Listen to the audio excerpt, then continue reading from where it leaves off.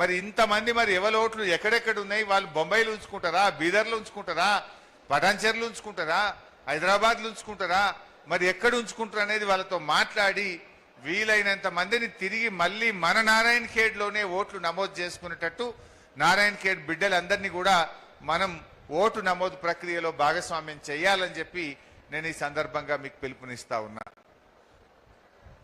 ఇకపోతే నిన్న మొన్న ఏమైతుందో మీరు చూస్తూ ఉన్నారు. రాష్ట్రంలో ఏమైతా ఉంది? నిన్న షాద్ నగర్లో ఒక సైకో రాజ్ కుమార్ అనే ఒక సైకో ముగ్గురు పిల్లల్ని, ముగ్గురు పెద్దవాళ్ళను, ఆరుగురిని గొంతు కోసి చంపాడు. ఎంత బాధ అనిపిస్తుంది. అలా ఇంకా బాధ కలిగేది ఏంటంటే 7 కుటుంబ సభ్యులు ఒక్కరు మిగిలిపోయింది. ఆ ఒక్కరు ఎవరంటే ఒక అమ్మాయి, పాపం చిన్న పిల్ల, చెవులు వినబడవు, మాటలు రావు, కాళ్ళు లేవు. ఆ అమ్మాయి పరిస్థితి ఏమైతుంది ఒక్కసారి ఆలోచించండి. ఇంతకాలం వీళ్ళే ఆ అమ్మాయికి నోట్లో కలిపి అన్నం పెట్టిండ్రు, ఆ అమ్మాయిని బాత్రూమ్ తీసుకుపోయిండ్రు, ఆ అమ్మాయికి స్నానం చేయించిండ్రు, ఆ అమ్మాయికి బట్టలు వేపించిండ్రు. ఇప్పుడు ఆ సైకోగాడు ఆ పిల్లని ఒక్కదాన్ని ఇడిచిపెట్టి మొత్తం 6గురిని చంపిండు. ఎంత బాధ. ఇది పూర్తిగా రేవంత్ రెడ్డి వైఫల్యం. పోలీసు వాళ్ళు చేయాల్సిన పని చేస్తలేరు. పోలీసు వాళ్ళని రాజకీయాలకు, బీఆర్ఎస్ పార్టీ వాడు ఎవడన్నా చిన్న ట్వీట్ పెడితే వాని మీద సాయంత్రం కల్లా కేసు పెడుతురు, పట్టుకపోతురు. మరి ఈ సైకో రాజ్ కుమారు అమ్మాయిని రేప్ చేసినాడు. మైనర్ అమ్మాయిని రేప్ చేస్తే 45 రోజుల పాటు పోలీసు వాళ్ళు ఎందుకు అరెస్ట్ చేయలేదు? 45 రోజుల పాటు మీరు అరెస్ట్ చేసి పోక్సో చట్టం కింద వారిని జైలుకు పంపితే ఇవాళ ఈ 6గురు ప్రాణాలు కాపాడబడేవాళ్ళు కదా. రేవంత్ రెడ్డి వచ్చినాక ఇలా ఆడపిల్లలున్న తల్లిదండ్రులు భయపడే పరిస్థితి ఏర్పడ్డది. పోక్సో కేసులో ఒక నిందితుడిని కాంగ్రెస్ పార్టీ నాయకుడు, రేవంత్ రెడ్డికి సన్నిహితుడు, ఒక మార్కెట్ కమిటీ చైర్మన్ 20 లక్షల రూపాయలు లంచం తీసుకొని వారిని అరెస్ట్ కాకుండా ఒక రేపిస్టును కాపాడింది కాంగ్రెస్ ప్రభుత్వం. ఒక రేపిస్టును కాపాడింది. పోలీసు వాళ్ళు ఆ రేపు చేసినంత కూర్చొని మందు తాగింది.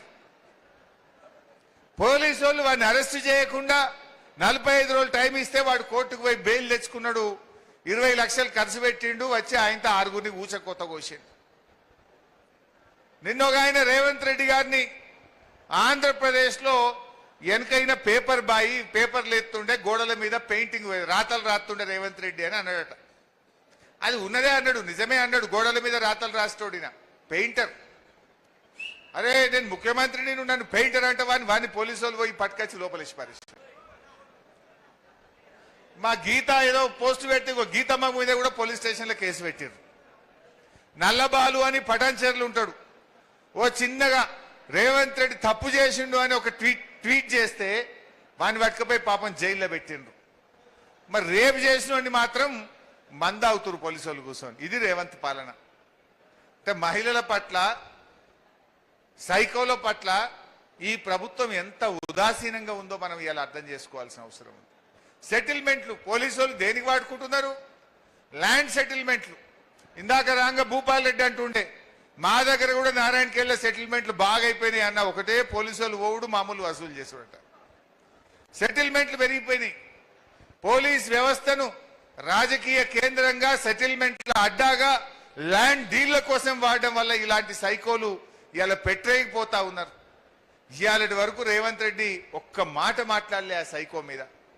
పక్క రాష్ట్ర ముఖ్యమంత్రి మాట్లాడిండు, ఇది అన్యాయం, ఇట్లా ఈ రకంగా ఆడపిల్లల్ని కోడి మెడగోసినట్టు గొంతు కోసి చంపితే ఇది చాలా బాధకరమైంది అని చెప్పి ఇవాళ పక్క రాష్ట్ర ముఖ్యమంత్రులు మాట్లాడుతున్నారు. కానీ రేవంత్ రెడ్డికి చీమ గుట్టినట్టు లేదు.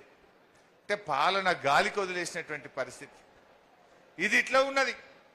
మొన్న నీళ్లు కావాలి, కరువు వచ్చిందని మేము మాట్లాడినాం. కరువు వచ్చిందా? మీకైతే మంచినీళ్ళే వస్తలేవు, సాగునీళ్ళు ఎక్కడి? మంచినీళ్ళు కూడా రానిస్తలేడు రేవంత్ రెడ్డి. ఆ సంగతి కూడా చెప్తా. కరువు వచ్చిందయా రేవంత్ రెడ్డి కన్నెపల్లిలో కట్కొత్తు అని మేమన్నాం.